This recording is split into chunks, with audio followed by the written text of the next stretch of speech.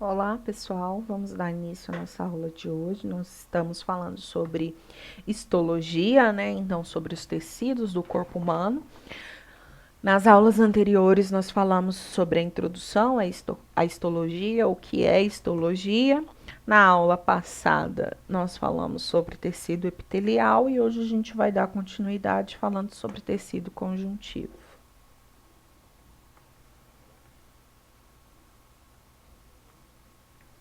Então, o tecido conjuntivo ele vai ter origem no folheto embrionário do mesoderma.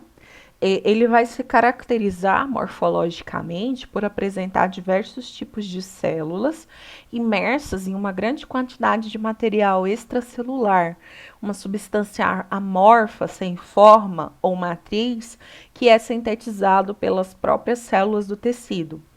A matriz é uma massa amorfa de aspecto gelatinoso e transparente.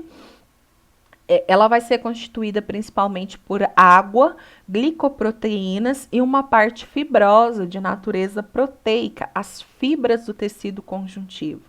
As células conjuntivas são de diversos tipos.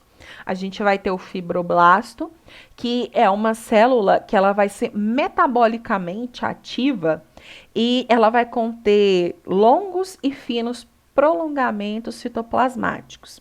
Ela vai sintetizar o colágeno e substâncias da matriz, né, que é a substância intercelular. Então aqui a gente tem exemplo de fibroblastos. O macrófago é uma célula ovoide que ela pode conter longos prolongamentos citoplasmáticos, inúmeros lisossomos e ela vai ser responsável pela fagocitose e pinocitose de partículas estranhas ou não ao organismo. Então, na fagocitose, essa célula ela vai englobar, por exemplo, uma bactéria e vai degradar essa bactéria, vai matar essa bactéria, vai digerir. Então é importante na defesa. Então ela vai remover os restos celulares e ela vai promover o primeiro combate aos micro-organismos invasores do nosso organismo. Ele é ativo no processo de involução de alguns órgãos ou estruturas. É o caso do útero, que após o parto sofre uma redução do volume. Então, o útero ele vai crescer muito durante a gestação e esse processo de fagocitose dos macrófagos vai ajudar o útero a voltar ao seu estado normal, voltar ao seu tamanho normal após a gestação.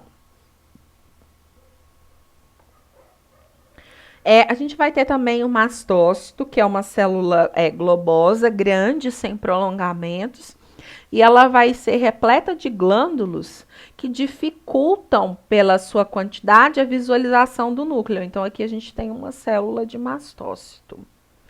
Os grânulos são constituídos de heparina, uma substância caleante, coagulante, e a histamina, substância envolvida nos processos de alergia. E essa última substância é liberada em ocasiões de penetração de certos antígenos no organismo e em contato com os mastócitos, desencadeando uma reação alérgica. Então, o mastócito está relacionado ali com a alergia, que é uma estratégia de defesa do organismo. O plasmócito, ela vai ser uma célula ovoide, rica em retículo endoplasmático rugoso ou granular. Ele vai ser pouco numeroso no conjunto normal, mas abundante em locais sujeitos à penetração de bactérias, como o intestino, a pele, os locais que existem infecções crônicas. Ele é produtor de todos os anticorpos no combate a micro-organismos e é originado no tecido conjuntivo a partir da diferenciação de células conhecidas como linfócitos B. Os diferentes tipos de tecido conjuntivo, eles são amplamente distribuídos pelo corpo e ele pode desempenhar funções como preenchimento de espaços entre órgãos, a função de sustentação, função de defesa, função de nutrição.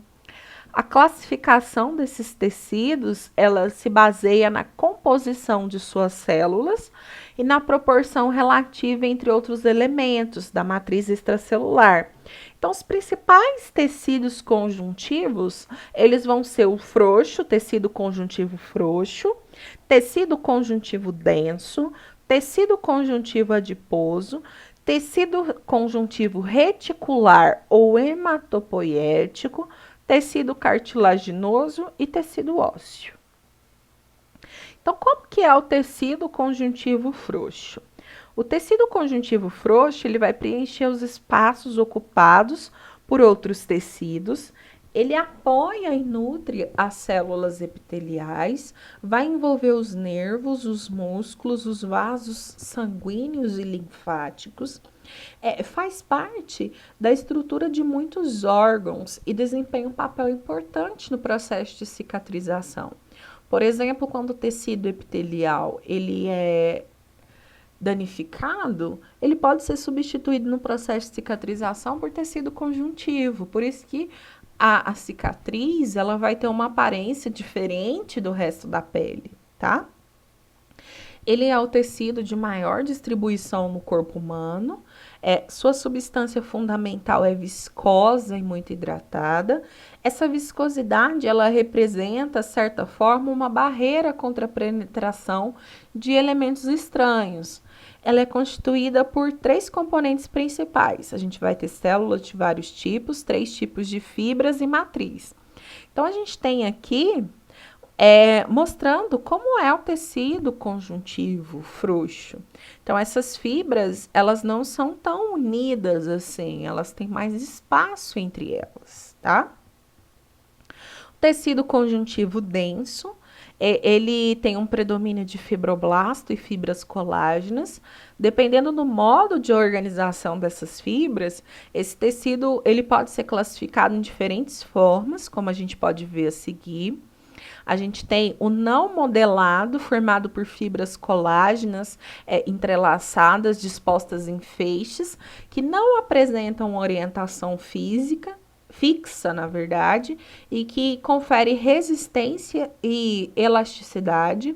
Esse tecido forma as cápsulas envoltórias de diversos órgãos internos e forma também a derme, que é o tecido conjuntivo da pele. O modelado, ele é formado por fibras colágenas dispostas em feixes com orientação fixa, dando ao tecido características de maior resistência à tensão do que os tecidos não modelados e frouxos. Ocorre nos tendões, que ligam os músculos aos ossos, nos ligamentos, que ligam os ossos entre si. Então, os ligamentos, eles são formados por tecido conjuntivo. O tecido conjuntivo adiposo. Nesse tipo de tecido, a substância intracelular ela é reduzida e as células são ricas em lipídios, que são gorduras, são denominadas de células adiposas. Ela vai ocorrer principalmente sobre a pele, vai exercer a função de reserva de energia, proteção contra choques mecânicos e isolamento térmico. Ocorre também ao redor de alguns órgãos, como o rins e o coração. As células adiposas, elas possuem um grande vácuo central de gordura, que ele vai aumentar ou diminuir dependendo do metabolismo. Então, se uma pessoa come pouco e gasta muita energia, a gordura das células adiposas ela vai diminuir. Caso contrário, se a pessoa come muito e gasta pouco, ela vai se acumular. Então, o tecido adiposo, ele atua como reserva de energia para momentos de necessidade, momentos que o organismo ele não vai ter uma nutrição, ele não vai ter uma aquisição de energia e para manter o funcionamento. Então, aqui a gente tem um exemplo, né? O excesso de gordura, então, ele vai sendo depositado aqui, nesse vacúolo, e ele vai sendo guardado. Quando a pessoa emagrece, essa célula ela vai diminuir de tamanho e quando ela engorda, ela vai aumentar de tamanho. O tecido conjuntivo cartilaginoso, ou simplesmente cartilagem, ele vai apresentar uma consistência firme, mas ele não é rígido como o osso, tá? Ele tem a função de sustentação, ele reverte as superfícies das articulações, então, articulação é onde um osso se toca no outro, então, vai permitir o movimento e vai proteger, né, o osso. Ele é fundamental para crescimento de ossos longos. Nessas cartilagens não há nervos nem vasos sanguíneos, então são tecidos que eles são de difícil regeneração. Quando a gente tem um desgaste de cartilagem, geralmente essa cartilagem ela não se regenera, tá? A nutrição desse tecido é realizada por meio dos vasos sanguíneos do tecido conjuntivo adjacente, né, do tecido conjuntivo em volta. A gente vai ter a cartilagem que ela é encontrada no nariz, nos anéis da traqueia e dos brônquios, na orelha externa, né, no pavilhão auditivo, na epiglote, em algumas partes da laringe. Além disso, a gente tem os discos cartilaginosos entre as vértebras da coluna, que eles têm a função de amortecer o impacto dos movimentos sobre a coluna vertebral. Então, esse tecido cartilaginoso, ele é muito importante. No feto, ele é muito abundante porque o esqueleto é inicialmente formado por esse tecido e depois que ele é substituído por tecido ósseo. Então, no embriãozinho, quando ele começa a se desenvolver, o primeiro tecido que vai formar o esqueleto é tecido cartilaginoso. O tecido cartilaginoso, ele também vai formar o esqueleto de alguns animais vertebrados, como cações, tubarões e arraias, que são os peixes cartilaginosos. Há dois tipos de células de cartilagens, os condroblastos, que vem do grego condro, cartilagem, e blastos, células jovens, que produzem as fibras colágenas e a matriz. Ela vai ter uma consistência de borracha. Após a formação da cartilagem, a atividade dos condroblastos diminui e eles sofrem pequena retração de volume, quando passa a ser chamado de condrócitos, do grego condros, cartilagem, e quidos, célula. Cada condrócito fica encerrado no interior de uma lacuna, ligeiramente maior do que ele, moldada durante a disposição da matriz intercelular. As fibras presentes nesse tecido são as colágenas e as reticulares. Então, a gente tem exemplo aqui do tecido cartilaginoso, tá? Como a gente pode observar, é um tecido que não vai ter terminações nervosas nem vasos sanguíneos.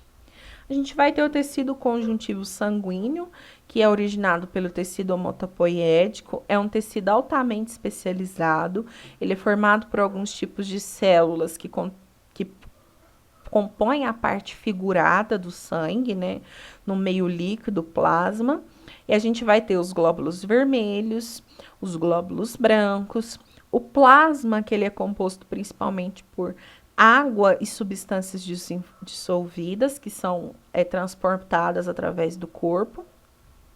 Todas as células do sangue são originadas na medula óssea vermelha, a partir das células indiferenciadas, que a gente chama de pluripotentes, células-tronco. Como consequência do processo de diferenciação celular, as células filhas indiferenciadas, elas assumem formas e funções especializadas. Então, a gente vai ter aqui as plaquetas, que são restos celulares, né, originados da fragmentação de células gigantes da medula óssea, conhecidos como megacaritócitos. Elas vão ajudar na coagulação sanguínea. Os glóbulos vermelhos, que são anucleados ou hemácias, elas são ricos em hemoglobinas e elas vão fazer o transporte de gases respiratórios. Os glóbulos brancos, também chamados de leucócitos, que eles vão atuar na defesa do organismo e na produção de anticorpos. E a gente vai ter o tecido conjuntivo ósseo, que ele tem a função de sustentação, ele vai ocorrer nos ossos do esqueleto dos vertebrados. Ele é um tecido rígido, que graças à presença da matriz rica em sais de cálcio, fósforo e magnésio, Ele tem fibras colágenas também, que dá certa flexibilidade ao osso. São ricos em vasos sanguíneos e, além do tecido ósseo, apresenta outros tipos de tecido: o reticular, o adiposo, nervoso, cartilaginoso. Por ser uma estrutura inervada e irrigada, os ossos apresentam sensibilidade, então a gente tem dor no osso, alto metabolismo e capacidade de regeneração. Então, quando o osso ele é cerrado, a gente percebe que ele é formado por duas partes, uma sem cavidade, chamada de osso compacto, e outra com muitas cavidades que se comunicam, chamadas de osso esponjoso. A formação do tecido ósseo. A formação do tecido ósseo pode se dar por dois processos: ossificação intravenosa, intramembranosa e ossificação endocondral. No caso da intramembranosa, o tecido surge aos poucos em uma membrana de natureza conjuntiva, não cartilaginosa. Na endocondral, uma peça de cartilagem serve de molde para a confecção do tecido ósseo. Nesse caso, a cartilagem ela vai ser gradualmente destruída e substituída por tecido ósseo. Ok, pessoal? Então, nós vamos encerrar a nossa aula por hoje. Caso tenha alguma dúvida, podem me procurar e até a próxima.